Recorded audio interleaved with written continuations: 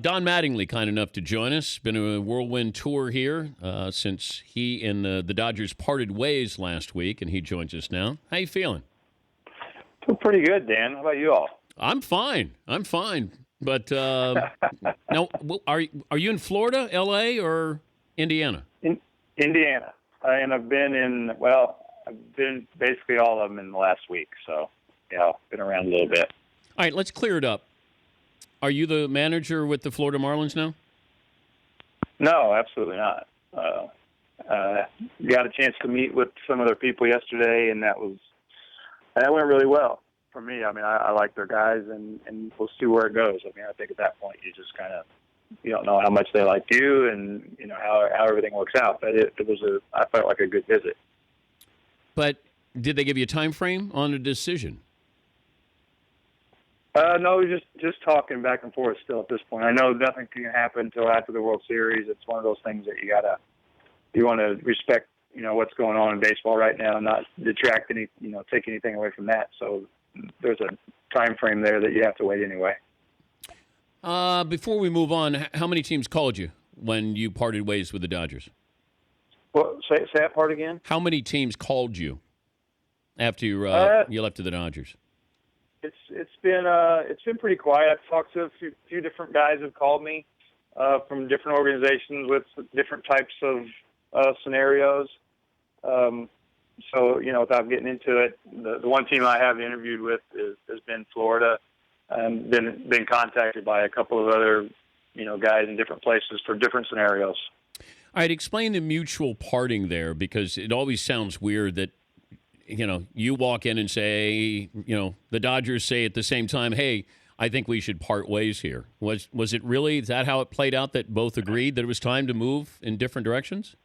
It really did, Dan. And, what the press conference that we had in L.A., and I don't know how much you followed that, but, as we got into discussions, with Andrew and Farhan, Josh, talking with different parts of the organization, as we kept talking, it just seemed like it was the clear path. And I think it was the best thing for me at that moment. I think it's the best thing for the organization at this moment. And I think it is mutual. There's a lot of respect, I know from my way going towards them, and grateful for the opportunities that I've had, and a lot of respect for the people there and how they do go about their business. I hope that comes back the other way. I feel like it does. And I'm really comfortable with the way things ended from that standpoint, that it is something that you can walk away as men, being respectful of the two different positions, and then move forward. Okay. Why do you think the Dodgers are better off without you? Well, I just think it's the right time. Sometimes change is the right thing. I'm very proud of what we've been able to accomplish, obviously during the regular season, and the way that guys responded to what myself and the staff tried to do and tried to get to. But we haven't had the success in the postseason that a major market kind of demands. And at some point, I think it says, hey, let's move a little bit different direction. And I think it's just the right thing. There's a lot of noise around me, which is a distraction from the team and what guys are trying to do. Andrew and Farhan, a new regime coming in and have their way of doing things. So I just think it seems like everything the momentum was going towards, a nice, again, mutual agreement to this was the best for both guys. How high was the bar this season from their expectations? I know what yours were, but you needed to achieve this, and you could have, we could have kept this going between you guys?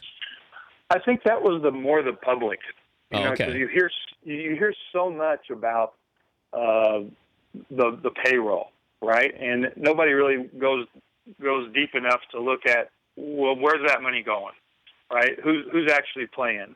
We're paying different guys in different organizations. We've paid guys to go away. There's a lot of money that went out the door that weren't a part of our team this year. There's a lot of money that goes to players that at this point in their careers are more of platoon guys or part-time guys. So you're blending in the Jock Petersons. You're going to start blending in Corey Seager, the Kike Hernandez. Young guys are coming, and I think that's what makes that situation really, really good going forward.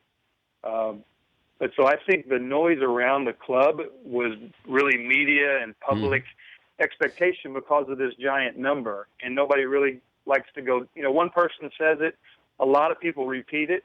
More people like yourself, guys that are in the industry, and they'll look a little deeper, right? And you'll dig a little deeper and actually say, hey, this really, let's take a good look at this payroll. Where is this money, and who's it going to? He's Don Mattingly, former Dodgers manager, joining us, Dan Patrick Show. Well, that's why I said, and look, I'm not an apologist. I can be critical of the moves you make like anybody else, but I thought you did a very good job with this roster. I just didn't think it was a great team, Donnie. I thought you had Kershaw and Greinke, and everybody thought, well, if you got that, you can win a World Series. The game has changed. You got to have great setup guys. I didn't think your lineup was great. Peterson faded. I don't want Turner batting fourth. Gonzalez was good. You had some younger guys in there. I don't want Crawford starting for me. So if I look at that, Ethier, I didn't know what I was going to get at times. So if I put that all together, first of all, it's not a $300 million roster. Maybe it's $200 million. And so I'm not surprised that it didn't work out. And I do think it's better for you to move on. But I just didn't think that roster was great. Am I right? Well, I think it's fair. That what you're saying and what you're looking at is true. I think part of that is like you said, some of the guys, you're paying guys for really what they've done in the past. A lot of that, and you said there were holes and there were areas that our club, could be better. Now I think definitely since Andrew and Farhan came in, there's a transition going on, and I think it's going to be trending to getting the payroll down lower. I think it's trending towards getting younger. But my thought on our club is if you get in, you've got your shot, and then we had our shot. The Mets were able to beat Kershaw once, and they beat Greinke once. And so you have to give them some credit. We took those guys to Game 5. We got them down 2-0. One more big hit, we had to grow them out of that game. And maybe it's different, and we're playing the Cubs, and maybe we're in the World Series. But that didn't happen. But would that have changed something, Donnie? I mean, if you're still playing, do you think in your mind that this still, no matter what happens in the World Series, I need to move on? A little bit, but I think that's still hypothetical, and it's hard to say what happens over two more series, right? You don't know what happens with that. So the hypotheticals are tough to get into. Yeah. But with the way it ended this year and the way it's been for me the past, 3 years, I believe, this is the best thing, I think, for me personally. And again, I really do believe it's the best thing for the Dodgers moving forward. Think Greinke's leaving? I think he's opting out. I would think that's 100% sure. To get Greinke back, you've got to make a commitment, I would think, to 5-6 years. And then you're into a 38-year-old starter at some point. And, the back end of those deals don't look very good sometimes. A lot of people think that Zach can pitch a long time because his motion's good. He knows how to change speeds. He doesn't have to go 97 or 96 or 95 to beat you. He's got enough weapons that he can beat you with 92, 91 by changing speeds and knowing how to pitch. Where is Yasiel Puig's career? I think at a crossroads. For me, I think he jumped out there and was great. And then he kind of has not really continued on that path. And you've been around the game a long time in a lot of sports. Guys will jump out that first year, throw the magic out there, and then there's a league change. The team is going to gear up for you. They're going to try to make adjustments how to get you out. If you don't continue to work and continue to make adjustments, then you get stuck. And so I think he's going to have to make some adjustments. And obviously the talent's there. The talent's off the charts. But he'll have to make some adjustments for me. So he's in a little bit of a crossroads where his career is right now. More off the field than on the field for him? Off the field I don't worry about. He's a young guy. Guys go out and have fun. No problems with that. I think on the field is where the adjustments definitely have to come as far as, adjusting to the pitching, what they're doing to him, having an understanding of how I'm trying to pitch you and how they're getting you out. If they keep getting you out the same way over and over, you're not making adjustments. And I think that's what we've seen with Yasiel, is that they've been able to get him out the same way and without him making adjustments. And that's where he's going to have to make some. What are you doing with all your Dodgers gear? Well, I'm wearing it. Now I can wear it. You know, Dan, when you're with the Dodgers, you can't walk around and go, hey, I'm with the Dodgers.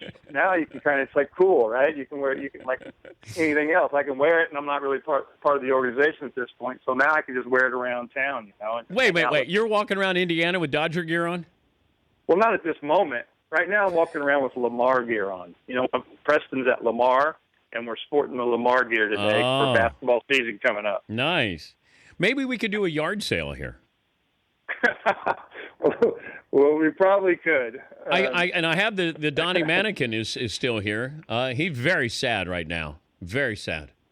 He is. It's sad for me too to see that guy there. So we'll see where it goes. We may have to make some changes on that, Dan. So are we going to have a tuned. Marlins, a Donnie Mannequin Marlin, or Donnie Marlin Mannequin? How's that? Yeah, I don't know. If we do, I think it would be great. I mean, the colors of the Marlins, the rainbow colors, I think we like that. Bring a little color to your show. But you've worn two of the most iconic uniforms in baseball history, the Dodgers and the Yankees, and now you might introduce the Florida Marlins into your wardrobe. How do you look in teal, Donnie? I guess that's the question. I'm thinking good, but see, I feel good all the time about myself. But you know, the one thing about the Marlins, I think, is you know, again, I don't know what's going to happen and if this works out or not. It's just an interesting place because of the talent, the young talent they have, and the challenges that it brings with a young roster, with a situation that's not going to go out and buy players. They have to develop players. And you have to be able to work from within. And like you said, I've been with some giant payrolls with the Yankees there, with what they would do with the Dodgers, which is, you know, major markets is what they do. But I think if the situation would work out in Miami, the challenges are interesting from the standpoint of having to do it almost. You can't make the mistakes that you make in a bigger market. You've got to be able to get your guys to play. You've got to try to create depth within your minor league system. It's a different challenge. And that, to be very honest, that's really interesting to me at this point in my life, in my career. I am interested in that kind of challenge. Okay. I think this is what happened. You have a great meeting. You're the leading candidate. They can't announce anything until after the World Series. You're told not to say anything. You're saying a whole lot of nice things about them. I think that's what's happened. Tap the phone if that is twice, Donnie. Tap the phone if that is twice. I mean, that's true. Tap the phone if that is true and twice.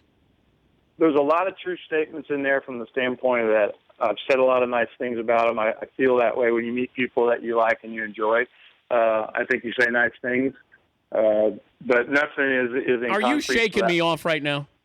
I'm shaking you. Yeah, I'm a little shuck and jive. You try to guard me. I'm the piano now. I give you a little fake to the right, little crossover, and take you right to the hoop with the left hand. No, I got you. I'm going to go with a fake Duke charge, and I got you because I think it's this. This is what I expected to hear right here. Like, here you go. Listen. Hey, Preston tells me the rules in college basketball now. If you touch a guy, it's a foul. So I know you have no chance of stopping. Just remember, I'm Duke and you're Evansville, Donnie. Yeah, I know. You can talk that stuff from there. But wow.